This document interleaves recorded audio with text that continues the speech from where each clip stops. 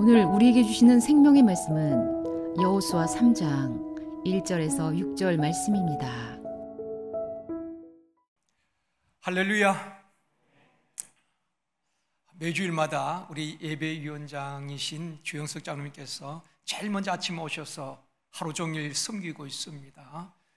제일 먼저 교회에 오시면은 제게 그렇게 말씀하셔요. 목사님, 오늘 또 은혜 받겠습니다. 한결같이 매주마다 그 말이 얼마나 또 힘이 되고 위로가 되는지 모르겠습니다. 우리 그렇게 한번 인사해 보겠습니다. 오늘 또 은혜 받겠습니다.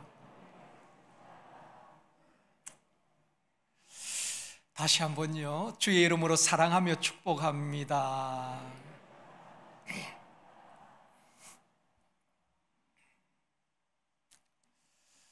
중국의 왕양명이 홍건적을 물리치고 올 때에 환영하는 많은 사람들에게 이렇게 말을 했습니다. 산속에 있는 도적을 잡는 것은 쉬운 일이지만 내 속에 있는 도적을 잡는 것은 참으로 어렵다고 말했습니다. 우리의 마음을 다스린다는 것이 얼마나 힘든가 하는 것을 이야기한 것입니다. 그래서 잠언 16장 32절에 보면 이렇게 말씀합니다. 같이 읽겠습니다. 노하기를 더디하는 자는 용사보다 낫고 자기의 마음을 다스리는 자는 성을 빼앗는 자보다 나으니라. 자기 마음을 다스리는 사람은 용사가 성을 빼앗는 것 얼마나 힘듭니까? 그보다 더 낫다는 것입니다. 우리 속에서 일어나는 미움, 다툼, 시기, 질투, 엄난, 나쁜 생각들, 또 교만과 이기심, 분노, 혈기, 욕심, 탐심, 또 코로나 시대의 불안과 두려움, 이런 것들을 다스리고 정복한다는 것이 쉽지 않습니다. 그러나 끊임없이 우리 속에서 일어나는 좋지 못한 감정들, 이러한 것들을 다스리고 정복해야 하는 것입니다. 이것이 영적 싸움이기도 한 것입니다. 오늘은 세속주의를 정복하라 하는 제목으로 말씀을 드리려고 합니다. 이 시대에 우리는 그 세계에 밀려오는 세속주의와 맞서서 싸우고 정복해야 하는 것입니다. 세속주의가 무엇일까요? 세속주의란 것은 세상 풍속을 따라 살아가는 것을 말하는 것입니다. 세상 가치관을 가지고 살아가는 것을 말하는 것입니다. 사도 바울은 바울서 신에서 너희는 이 시대를 본받지 말라 그렇게 말씀을 하고 있습니다. 이 시대, 이 세대가 어떤 세대입니까? 물질 만능주의인 이 세대, 음란한 이 세대, 또 교회와 성도들의 영성이 무너져가는 이 세대, 사람들이 조급하고 이기적인 이 세대, 죄가 관영한 이 세대를 본받지 말라는 것입니다. 세속주의를 따라 살아가서는 안 된다는 것입니다. 이스라엘 백성들을 보면은 430년 동안 애굽에서 노예 생활을 했잖아요. 하나님의 백성으로 정체성을 다 잃어버린 것입니다. 그들은 노예 근성에 젖어 있었던 것입니다. 그래서 하나님께서 그 백성들을 애굽에서 해방시키시고 약속하신 가나안 땅에 들어가서 하나님을 잘 섬기도록 하기 위해서 해방시켜 주신 것입니다. 그리고 광야 40년 동안 훈련을 시키는데 광야에서 하나님이 행하시는 놀라운 기적들을 보고도 그 백성들은 늘 원망하고 불평하고 또 우상을 섬기기도 하고 세속주의를 따라 살아가게 되는 것입니다. 우리가 여호수아서를 계속 말씀을 듣고 있습니다. 여호수아 하면 여러분 어떤 것이 떠오릅니까? 가나안을 정복해가는 정복을 다루는 책을 하고 우리가 생각하고 있습니다. 그러나 여호수아를 좀 깊이 있게 읽어보면은 순종 훈련인 것입니다. 요단강 앞에서 또 여리고 앞에서 수많은 가나안 땅을 정복하면서 하나님께서 그 백성들에게 요구하는 것이 순종인 것입니다. 너희들이 하나님의 말씀에 순종하면은 하나님께서 기이한 일을 행하실 것이다. 순종하면 요단강이 갈라질 것이고 여리고성이 무너질 것이고 우리 인생의 문제들이 해결되어질 것이라는 것을 여호수아서에서 보여주고 있는 것입니다. 요단강 앞에 있는 이스라엘 백성들에게 하나님의 말씀에 순종하면은 기이한 일을 행하시겠다고 말씀을 하고 있습니다. 사랑하는 성도 여러분, 이스라엘 백성들이 요단강을 건너고 또 하나님의 기이한 일들을 체험하기 위하여서는 몇 가지 전제 조건이 있습니다. 우리가 하나님의 역사를 경험하고 또 우리 인생에 가로막고 있는 요단강과 같은 여러 가지 인생의 문제를 어떻게 해결해 나갈 것인가, 그 세계에 밀려오는 세속주의를 어떻게 우리가 이기고 정복하고 승리할 것인가, 우리에게 하나님께서 요구하시는 것이 있습니다. 그렇게 하면은 하나님께서 반드시 요단강을 갈라서 건너게 하실 것이고 인생의 문제를 해결해 주시겠다고 말씀을 하고 있는 것입니다. 첫 번째로 시딤에서 떠나라고 말씀하고 있습니다. 오늘 본문 1절에 말씀합니다. 같이 읽겠습니다.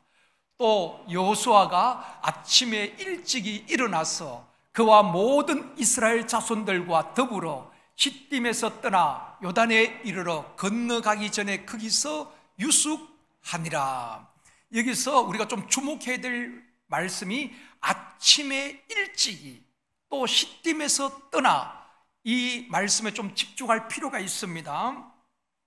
여호수아가 아침에 일찍이 일어나서 이스라엘 백성들과 더불어 시딤을 떠나서 요단에 이르렀다고 말씀을 하고 있습니다. 시딤에서 요단강까지는 한 12km가 됩니다.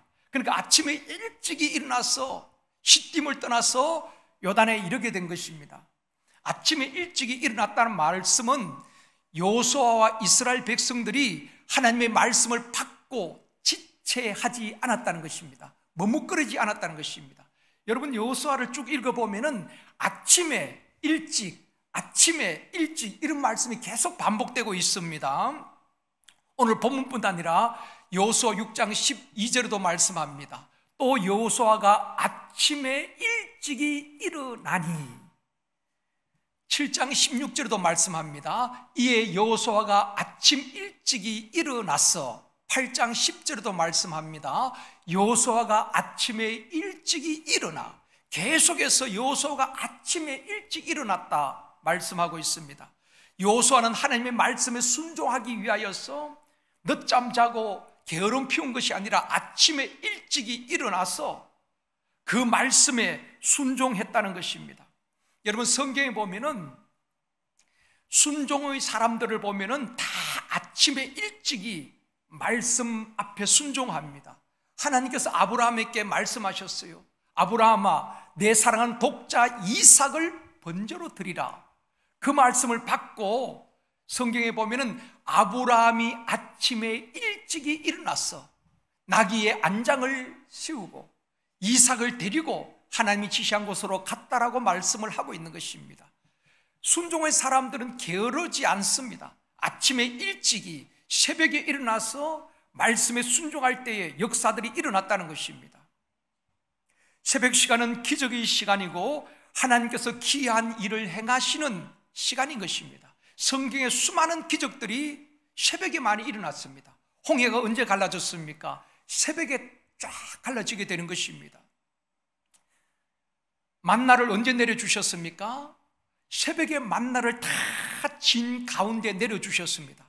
해가 돋으면 만나가 어스러지고 먹을 수가 없는 것입니다. 여리고성이 언제 무너졌습니까? 순종할 때 새벽에 무너진 것입니다. 예수님이 새벽에 부활하셨습니다. 안식 후 첫날 막달라 마리아와 여인들이 새벽에 주님의 무덤을 찾았다가 부활의 소식을 맨 먼저 듣게 되는 것입니다. 부활하신 주님을 맨 처음 만난 사람은 제자들이 아닙니다. 막달라 마리아와 여인들, 주님의 무덤을 새벽에 찾았던 그들이 부활의 주님을 제일 먼저 만나게 되는 것입니다. 마가복음 1장 35절에도 말씀합니다. 같이 읽겠습니다. 새벽 아직도 밝기 전에 예수께서 일어나 나가 한적한 곳으로 가사 거기서 기도하시더니, 우리 주님도 새벽에 날이 밝기 전에 일어나서 한적한 곳에 가셔서 혼자 기도하셨다고 말씀하고 있는 것입니다. 그래서 새벽에 일어나서 기도하는 것이 얼마나 중요한지, 아침에 일찍 일어나는 것이 얼마나 중요한지 모릅니다. 여러분, 성공하는 사람들을 보면 아침에 일찍 일어납니다.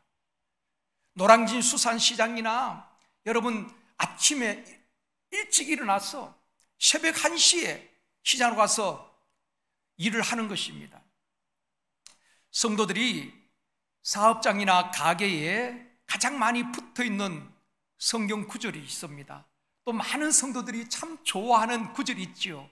내 시작은 미약하였으나 내 나중은 심히 창대하리라. 얼마나 참 멋진 말씀입니까? 시작은 미약하고 초라하게 시작했지만 하나님께서 잘되게 하시고 나중은 심히 창대케 되리라. 모든 사람들이 좋아하는데, 근데 어떤 사람에게 하나님께서 이런 역사를 일으키시는가, 어떤 사람에게 이런 복을 주시는가, 그 앞절을 잘 보셔야 되는 것입니다. 욥기 8장 5절 7절 말씀입니다. 같이 읽겠습니다. 내가 만일 하나님을 부지런히 구하며 전능하신 이에게 빌고 또 청결하고 정직하면 형통하게 하실 것이라. 내 시작은 미약하였으나 내 나중은 심히 창대하리라. 우리는 뒷부분만 가지고 늘 위로하고 축복할 때가 있습니다. 시작은 미약했지만 하나님께서 창대하게 하실 것입니다. 중요한 것은 앞부분인 것입니다.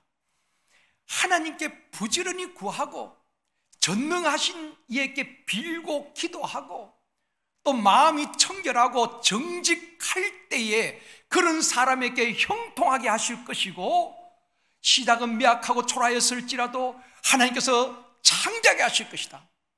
그런 성경에 얼마나 많은 사람들이 그런 것을 경험했습니까? 요셉도 마찬가지입니다. 그 무명의 목동 다윗도 그러했지요. 시작은 미약하고 초라하고 아무것도 아니었지만 하나님께서 그들을 높여주시고 창대하게 하시고 역사의 주역으로, 민족의 리더로 세웠던 것입니다. 하나님께 부지런히 구한다는 것은 하나님을 부지런히 찾고 게으르지 아니하고 아침에 일찍이 일어나서 기도하고 하나님 앞에 묻고 하나님의 인도하심을 받는 것입니다. 그리고 청결하고 정직한 자에게 시작은 미약하였지만 나중은 심히 창대하게 될 것이다 말씀을 하고 있습니다. 제가 부모님께 받은 최고의 유산은 새벽기도 훈련이라고 생각합니다. 어머니께서 일찍 서원을 하시고 저를 중학교 때부터 새벽기도 훈련을 시키는 것입니다. 물론 자원도 했지만은 새벽마다 4시가 되면 저를 깨우는 것입니다. 그 시골 교회는 집에서 농길을 지나고 또 큰 호수를 지나야 되는 것입니다. 한 30분 가야 되는데 또 학교를 가야 되잖아요. 새벽기도 갔다 오면은 학교 가는데 읍내에 중학교가 있었습니다. 시골에서 아침에 통학버스가 한 대밖에 없었습니다. 마을마다 학생들이 짐짝처럼 그 버스에 매달려 타고 학교에 가서 또 수업을 하고 저녁이 되면 또 한 대밖에 없습니다. 얼마나 피곤하겠습니까? 때로는 어머니가 깨우면 새벽에 일어나지를 못해요. 그러면은 그냥 갔다 오시면 되잖아요. 제가 자는 방에 그 추운 겨울에 창문 다 열어놓고 방문 열어놓고 그냥 가시는 것입니다. 그래서 추워서 일어나 창문을 닫고 때로는 자기도 하고 일어나서 옷을 입고 엄마 따라 교회 가기도 했습니다. 그때는 참 서운하기도 하고 학교를 가야 되는데 이렇게까지 해야 될까? 그런데 그것이 다 훈련이었어요. 그때는 힘들었지만은 그때부터 계속 훈련이 되어지고 새벽에 일어나는 것이 체질이 되어지니까 지금 또 새벽을 깨우는 것은 그렇게 힘들지 않습니다. 어떤 목사님들은, 동기들은 새벽 기도만 없으면 목사할 만하다 그런데 참 새벽만 없으면은 참 좋다 그러는데 저는 새벽 기도가 그렇게 힘들진 않아요. 12시에 자든 새벽 1시, 2시에 자든 4시가 되면 딱 일어납니다. 그래서 지금까지 뭐 한 40년 가까이 새벽을 못 일어난 적은 거의 몇 번 되지 않습니다. 그 훈련이 그렇게 중요하더라고요. 체질이 되어지니까 그렇게 새벽에 일어나는 것이 참 보람이 있고 첫 시간을 하나님께 드린다는 것이 얼마나 의미가 있는지 몰라요. 여호수아와 이스라엘 백성들이 아침에 일찍 일어나서 시딤에서 떠나 요단강에 이르렀다. 여기서 우리가 주목해야 될 것은 시딤입니다. 시딤이 어떤 장소인가를 알아야 되는 것입니다. 시딤에서 어떤 일이 일어났는가? 민수기 25장 1절입니다. 같이 읽겠습니다. 이스라엘이 시딤에 머물러 있더니 그 백성이 모압 여자들과 음행하기를 시작하니라. 이스라엘 백성들은 틈만 있으면 죄를 짓는 것입니다. 음행을 하고 우상을 숭배하는 것입니다. 성경에 보면은 모압 여인들과 음행만 한 것이 아니라 바알신을 섬겼다고 말하고 있습니다. 하나님의 백성들이 우상을 따라가고 또 바알신을 섬기고 음행을 하게 되는 것입니다. 그래서 하나님이 진노하셔서 연병을 허락하셨습니다. 전염병을 허락하셨어요. 그래서 24,000명이 시딤에서 죽게 되는 것입니다. 시딤은 음행과 우상 숭배를 한 장소입니다. 부정한 장소예요. 시딤은 이스라엘 백성들이 세속주의에 빠져서 죄를 범할 때에 하나님께서 진노하시고 전염병으로 24,000명이 죽게 되는 그런 장소였습니다. 그래서 지금 여호수아와 이스라엘 백성들이 그 시딤에서 떠나서 요단강가에 이르렀다, 그렇게 말씀하고 있습니다. 우리에게 한번 적용해 봅시다. 나에게 시딤이 없는가? 저는 한 주간 동안 이 말씀을 준비하면서 계속해서 내 안에 시딤, 버려야 될 것, 떠나야 될 것, 시딤이 없는가 묵상해 보았습니다. 내 속에 있는 엄난한 것들, 하나님보다 더 사랑하고 의지하는 우상들, 불순종과 거역하는 것들, 내 안에 있는 부정한 것들이 없는가 살펴보기를 원합니다. 사랑하는 성도 여러분, 우리 속에 있는 시딤, 부정하고 세속적인 시딤에서 떠나는 저와 여러분이 되어지기를 주님의 이름으로 축원합니다. 시딤에서 떠나야지 요단강을 건너고 하나님이 약속하신 그 가나안 땅에 들어갈 수 있는 것입니다. 어쩌면 신앙의 출발점이 시딤에서 떠나는 것입니다.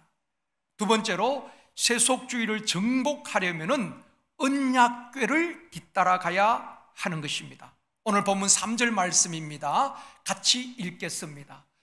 백성에게 명령하여 이르되 너희는 레위 사람 제사장들이 너희 하나님 여호와의 언약궤를 매는 것을 보거든 너희가 있는 곳을 떠나 그 뒤를 따르라. 하나님께서 여호수아를 통해서 백성들에게 명령하시는데 레위 사람 제사장들이 언약궤를 매는 것을 보거든 그 언약궤를 보고 너희들이 따라가라는 것입니다. 여호수아 3장에 보면은 언약궤란 말이 10번 나옵니다. 3장에서만 10번 나와요. 여러분 지금 또 세지 마십시오. 제가 다 세어봤습니다. 몇 번을 10번이 나오는데 그만큼 언약궤가 중요하다는 것입니다. 여러분 성경을 읽다 보면은 언약궤, 법궤, 정거궤, 하나님의 궤, 여호와의 궤라는 말이 나옵니다. 꼭 같은 말이에요. 언약궤를 말하는 겁니다. 언약궤는 하나님의 임재를 상징하는 것입니다. 그 언약궤 안에는 세 가지가 들어있지요. 뭔지 아셔요?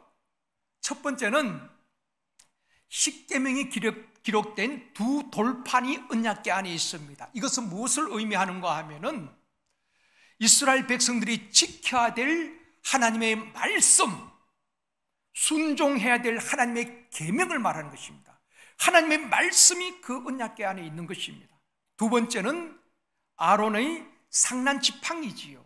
여러분 지팡이는 생명력이 없는 거예요. 마른 막대기입니다.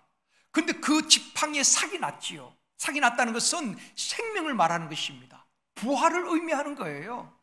그러니까 예수 그리스도의 부활을 의미하는 것입니다. 아론의 상난 지팡이가 그 언약궤 안에 있었고, 세 번째는 만나를 담은 금 항아리입니다. 이스라엘 백성들이 40년 동안 광야에 있을 때에 하나님께서 하늘 문을 여시고 매일 그들에게 만나를 내려주셨습니다. 예수님께서 요단강에서 세례를 받고 물 위로 올라오실 때 어떤 일이 일어났습니까? 하늘문이 열려지고 성령이 비둘기같이 임했다고 말씀하고 있습니다. 성령의 역사를 말하는 것입니다. 제사장이 맨 언약궤를 따라가라는 것은 삼위일체 되신 하나님을 따라가라는 것입니다. 요단강을 건널 때에도, 인생의 문제 앞에서, 또 가나안을 정복할 때도 하나님을 따라가라는 것입니다. 그래서 언약궤가 앞에서 가는 것입니다. 하나님의 말씀을 따라가고 생명이요 부활하신 예수 그리스도를 따라가고 성령님의 인도하심을 받을 때에 우리 앞에 있는 요단강이 갈라지고 또 우리 인생의 문제가 해결되어지고 가나안 땅을 정복하게 될 것이라는 것입니다. 하나님께서 귀한 일을 행하시겠다고 말씀하고 있는 것입니다. 여러분, 우리가 인생을 살면서 얼마나 많은 문제들이 있습니까? 가정마다 문제없는 가정이 있겠습니까? 자녀들의 문제, 또 신앙의 문제, 건강 문제, 사업하는 분들이 얼마나 힘듭니까?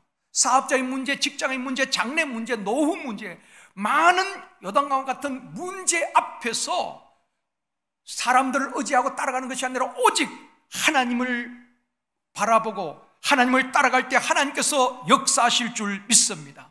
사랑하는 성도 여러분, 세상에 성공한 사람을 쫓아가고 세상 풍속을 쫓아가는 것이 아니라 오직 하나님의 말씀을 따라가고 믿음의 주요 온전하게 하신 이 예수 그리스도를 바라보고 오직 성령의 인도하심을 받는 저와 여러분이 되어지기를 주님의 이름으로 축원합니다. 그럴 때 하나님께서 귀한 일을 행하시는 거예요. 또 한 가지 중요한 것은 언약궤를 따라가는데 거리 유지를 하라는 것입니다. 어떻게 따라가야 되는가? 4절 말씀입니다. 같이 읽습니다. 그러나 너희와 그 사이 거리가 2000규빗쯤 되게 하고 그것에 가까이 하지는 말라. 그리하면 너희가 행할 길을 알리니 너희가 이전에 이 길을 지나보지 못하였음이니라 하니라. 언약궤를 따르는데 가까이 하지 말고 거리를 2000규빗 하라는 것입니다. 2000규빗은 한 규빗이 한 50cm로 보거든요. 2000규빗은 1km 정도 됩니다. 한 1000m 정도 됩니다. 왜 하나님께서 그 백성들과 언약궤 2000규빗 1km를 떨어지게 했을까?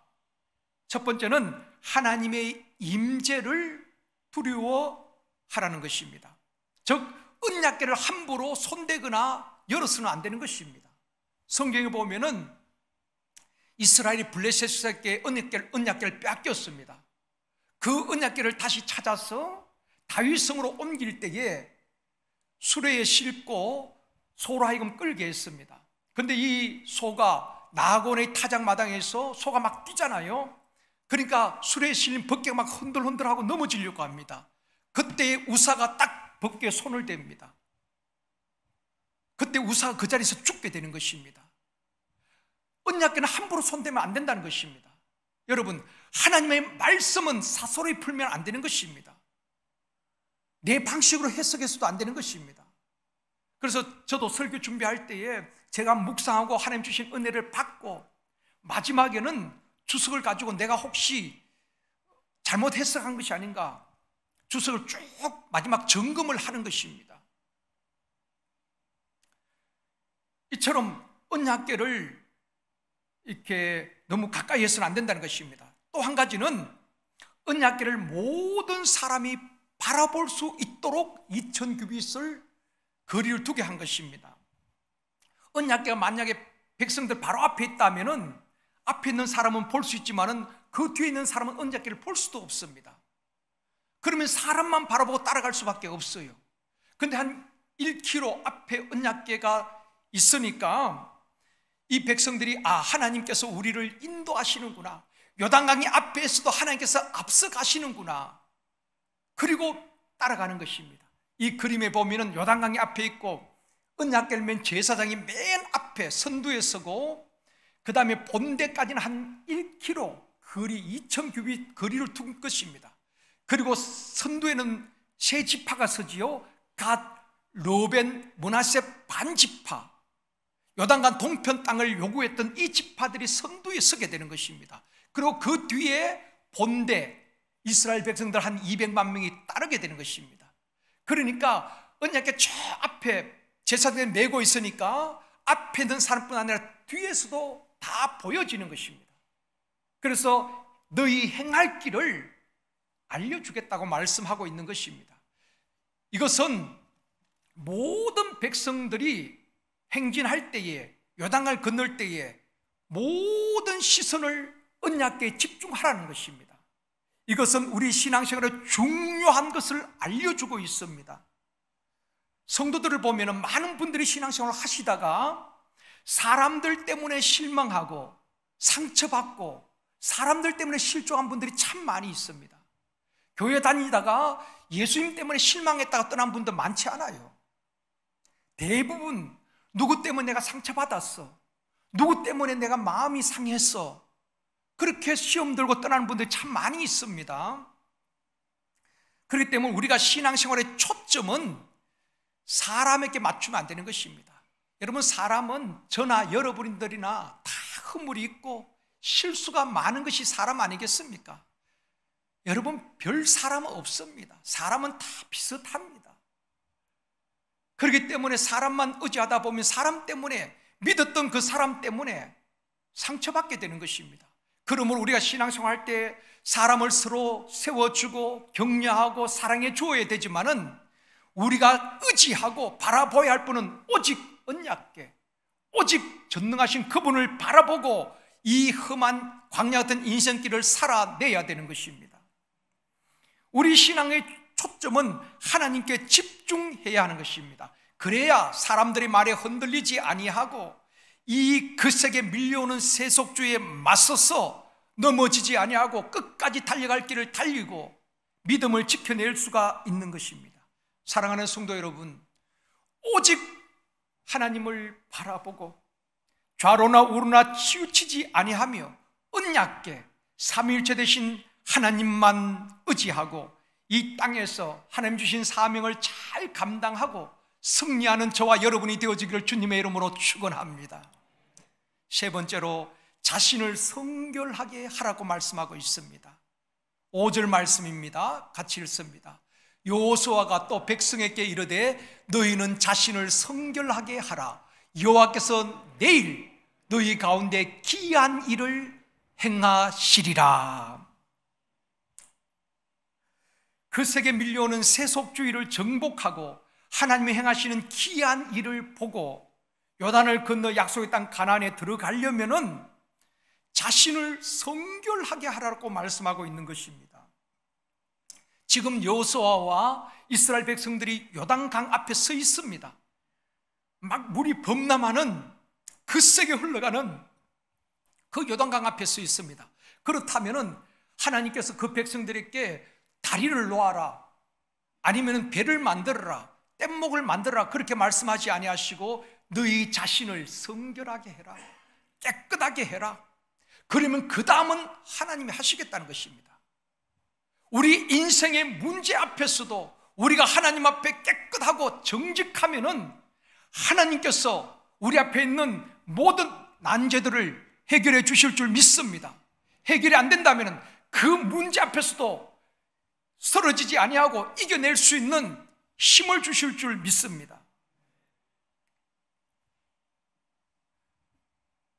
우리가 인생의 수많은 문제를 만나게 되어지면은 많은 사람들이 문제 해결에 도움이 될 사람을 찾습니다. 그렇잖아요. 몸이 아파 병원에 가면은 친척이나 아는 사람들 가운데에 의사를 찾습니다. 의사의 도움이 얼마나 또 필요합니까?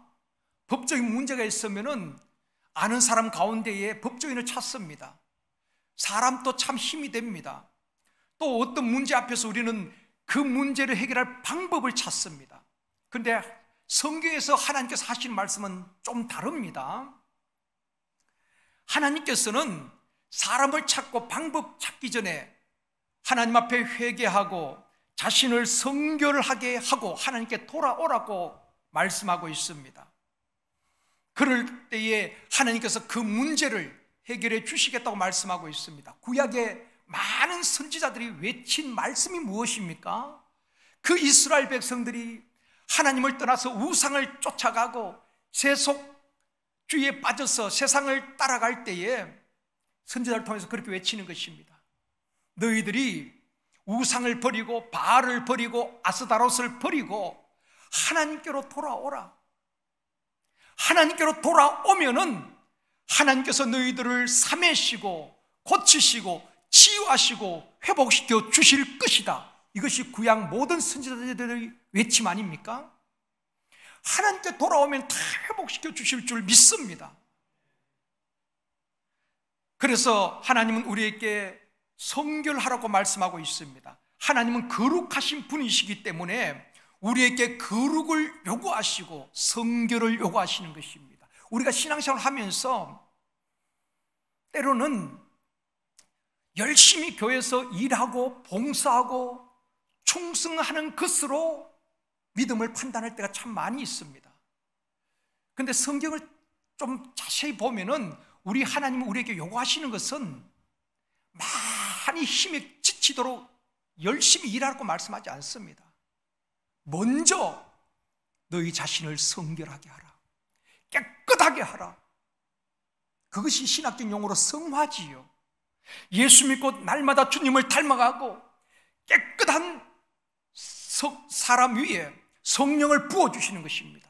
하나님은 거룩한 신분입니다. 그래서 우리가 거룩하니 너희도 거룩하라고 말씀하고 있는 것입니다. 신앙생활은 결국 주님을 따라가는 것 아니겠습니까? 주님의 거룩하심을 본받아 살아가는 것입니다. 내 속에는 세상 것으로 가득 차 있는데 열심히 봉사한다고 우리 하나님 기뻐하시겠습니까? 주님은 우리가 먼저 하나님의 백성답게 좀 깨끗하고 거룩한 백성이 되기를 원하시는 것입니다. 이스라엘 백성들이 요구하신 것이 그거고, 이 시대에 저와 여러분에게 하나님은 그걸 원하시는 것입니다. 그 심령 위에 성령을 부어주시고 그 가정에 성령을 부어주시고 그 교회에 성령을 부어주실 줄 믿습니다. 그래서 베드로가 외친 게 무엇입니까? 너희들이 회개하고 죄사함을 받으라, 그러면 성령을 받으라고 말씀하고 있는 것입니다. 디모데후서 2장 21절 말씀입니다. 이번 주간 암송 말씀입니다. 같이 읽습니다. 그러므로 누구든지 이런 것에서 자기를 깨끗하게 하면 귀 쓰는 그릇이 되어 거룩하고 주인의 쓰심에 합당하며 모든 선한 일에 준비함이 됨이라. 모든 선한 일의 준비, 기초가 되는 것이 내 자신을 깨끗하게 하는 것입니다. 거룩하게 하는 것입니다. 그럴 때에 우리 주인 되신 주님이 귀하게 쓰시는 것입니다. 사랑하는 성도 여러분, 우리가 깨끗한 그릇이 되어서 이 시대에 하나님 앞에 쓰임받는 저와 여러분이 되어지기를 원합니다. 오늘 9시부터 지금 헌혈을 하고 있는데, 제가 예배 마치고 나면 꼭 헌혈을 하는데 가보았습니다. 2부 마치고 3부 마치고 많은 분들이 헌혈을 하고 계시는데, 몇몇 분들이 권사님이나 집사님 그래요. 목사님, 나 헌혈하려고 신청했는데 못하게 되었어요. 왜 그런가 그랬더니만은 고지혈증 약이나 또 혈압약 이런 약을 드시면은 이게 헌혈을 할 수가 없다는 것입니다. 피가 좀 깨끗하지 못하다는 것이지요.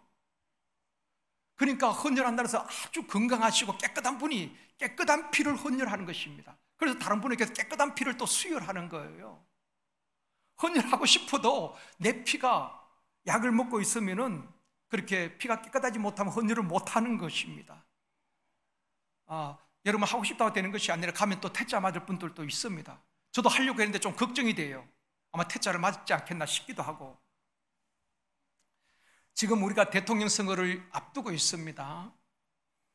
그런데 많은 후보들이 자신이 대한민국을 위기에서 구할 유능한 사람이라고 말하기도 하고, 또 국민의 빚을 갚아주겠다고, 이 국가적인 난제를 해결할 적임자라고 이야기를 합니다. 그러면서 서로 비난하고 폭로하고 흠집을 내기도 합니다. 저는 볼 때 참 마음이 아프기도 해요. 한 나라의 지도자라면 모든 국민이 원하는 지도자가 어떤 사람이겠습니까? 아마 우리는 그런 지도자를 원하고 있을 것입니다. 좀 깨끗하고 정직하고 국민들이 신뢰할 수 있고 국민과 공감할 수 있는 그런 대통령을 우리가 원하고 있지 않습니까? 우리 국민들의 의식수준이 굉장히 높다고 저는 생각합니다. 하나님께서 쓰시는 사람들도 보면은 스펙이 화려하고 똑똑하고 유능한 사람이 아닙니다. 하나님은 깨끗한 사람, 순종의 사람, 거룩한 삶을 살기 위해서 몸부림치는 그들을 붙들어서 성령을 부어주시고 한 시대의 역사의 주역으로 쓰시는 것입니다. 그러므로 저와 여러분이 집중하고 신경 써야 될 것은 내 자신을 깨끗이 하는 것입니다. 남을 다스리기 전에 내 자신을 잘 다스려야 되는 것입니다. 전에 제가 훈련을 받을 때에 전국의 목사님들이 다 모여서 훈련을 받는데 이제 워크숍을 합니다.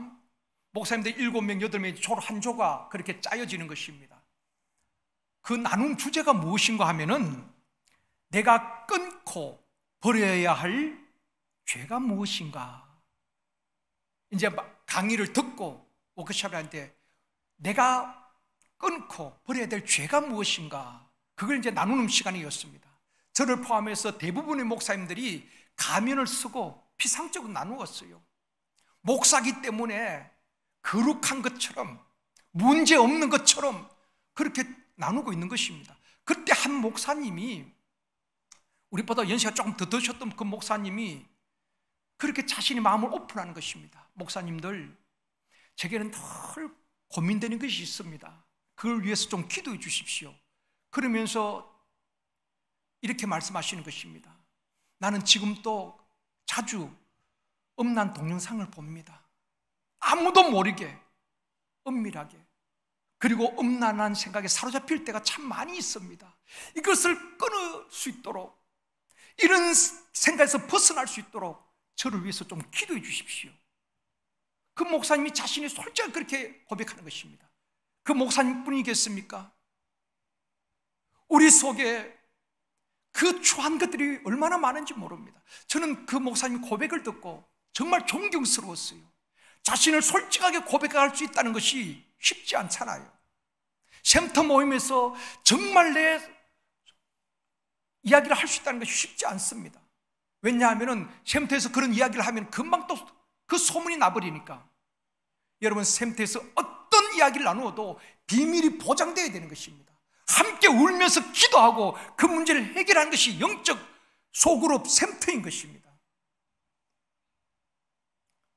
말씀을 맺겠습니다. 사랑하는 성도 여러분, 이스라엘 백성들이 요단을 건너 약속의 땅 가나안에 들어가려면은 요단강 앞에서 3가지를 하나님께서 말씀하고 있습니다. 먼저는 시딤에서 떠나라는 것입니다. 음란을 행하고 이방 여인과 동침하고 그리고 부정한 일을 행하고 우상을 섬기는, 그로 말미암아 징계를 받고 24,000명이 죽은 그 시딤에서 떠나라. 우리가 떠나야 될 시딤을 다시 한번 점검할 수 있기를 원합니다. 끊어야 될 것, 예수 그리스도의 이름으로 기도하고 끊을 수 있기를 원합니다. 몸부림쳐야 되는 것입니다. 쉽게 잘 끊어지지 않아요. 그리고 우리가 신앙생활을 할 때에 항상 우리 초점이, 신앙의 기준이 언약궤, 하나님의 말씀에 기초를 해야 되는 것입니다. 사람은 완전하지 않아요. 여러분, 내 인생의 문제를 그 누구가 해결해 줄 수 있겠습니까? 오직 창조주 하나님께서는 우리 가정의 문제, 건강의 문제, 우리 자녀들의 문제까지도, 우리 심령의 문제뿐 아니라 직장 사업자의 문제도 해결해 줄 수 있는 줄 믿습니다. 그분이 귀한 일을 행하시는 것입니다. 우리가 해야 할 것은 우리 자신을 성결하게 하는 것입니다.